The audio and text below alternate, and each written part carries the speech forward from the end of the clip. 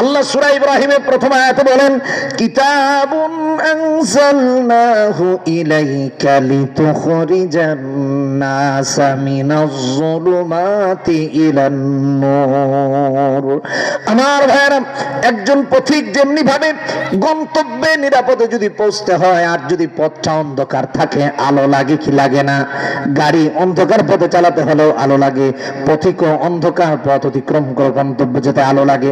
পথিক যদি আলো ছাড়া যায়, সাপে কামড় দেওয়ার সম্ভাবনা থাকে, পড়ে যাওয়ার সম্ভাবনা থাকে, হোঁচট খাওয়ার সম্ভাবনা থাকে।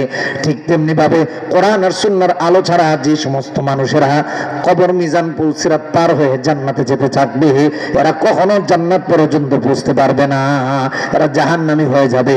ঠিক তাদের কাছে যখন আবার কোরআন সুন্নাহর আলো থাকবে, কোরআন আর সুন্নাহর আলো দিয়ে দেখে দেখে ওই পথিক যার কাছে লাইটের আলো আছে, সে নিরাপদে যেমন গন্তব্যে পৌঁছে যায়।